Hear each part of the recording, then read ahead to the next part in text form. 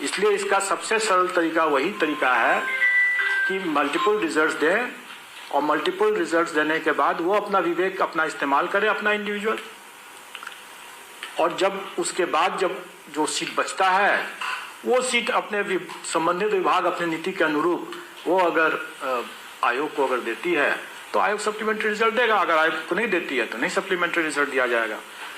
तो ये चीज कैंडिडेट्स पर और संबंधित विभाग के ऊपर होगा, निर्भर करेगा कि उसको किस तरीके से लिया जाए।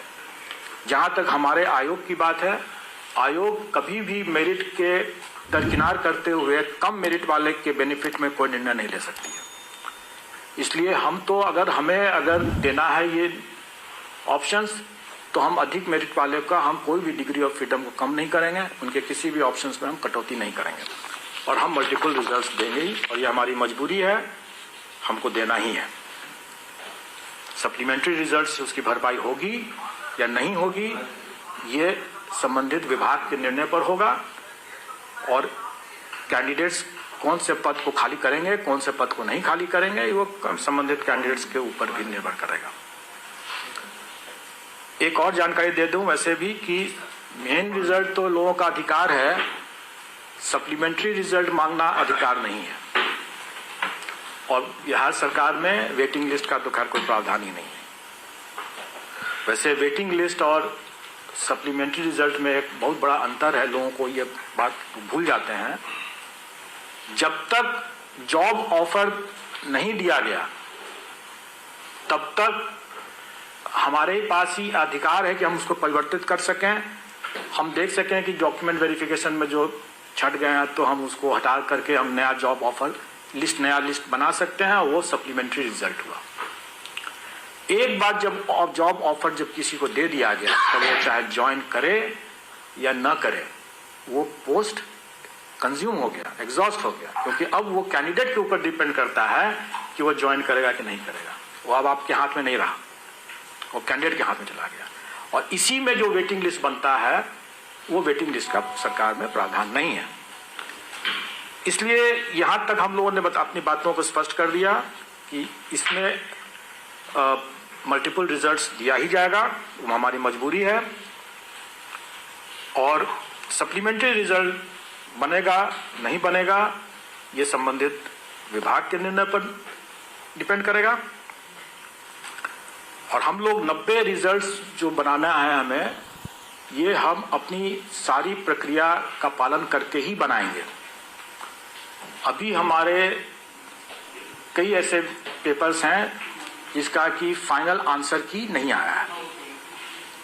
आप जानते होंगे कि हमारा आयोग काफी ट्रांसपेरेंट है, और इसने अपनी एसओपी बना रखा है आंसर की के बारे में कि हम फर्स्ट प्रोविजनल निकालते हैं, सेकंड प्रोविजनल निकालते हैं, और दोनों स्तर पर हम ऑब्जेक्शन इनवाइट करने के बाद उसकी प्रोसेसिंग करते जाते हैं, और उस प्रोसेसिंग के बाद जब फाइनल आंसर की तैयार हो जाता है उसके बाद ही हम रिजल्ट निकालते हैं।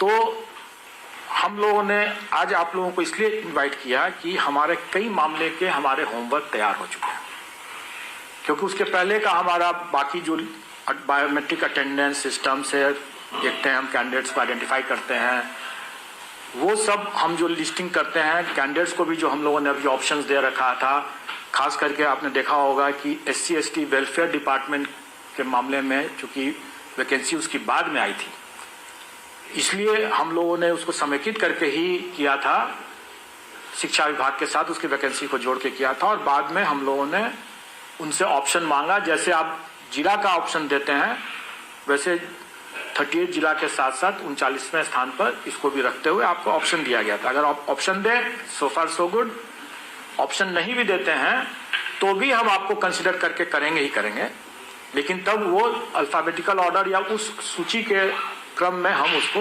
अलॉट करेंगे। लेकिन हम लोग का फर्ज था कि हम लोग विकल्प उसको दे दें, बता दें कि अगर आप चाहते हैं तो SC/ST डिपार्टमेंट में जाना चाहते हैं तो जा सकते हैं।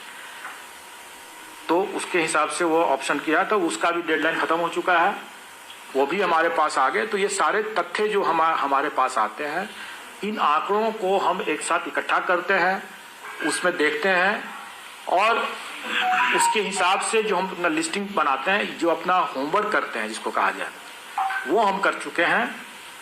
जो हमारा OMR की जो स्कैनिंग होती है, जिसके बेसिस पर हम लोग रिजल्ट बनाएंगे, वो हमारा हो चुका है।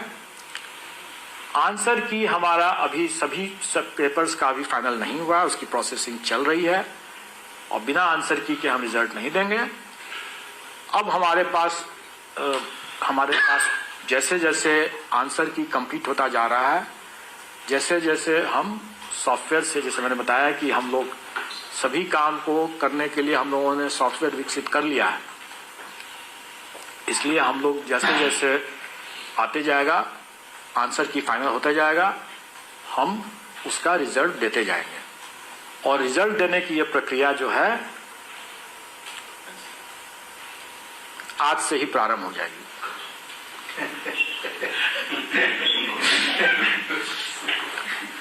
तो 25 के लिए वेट नहीं करने की जरूरत है।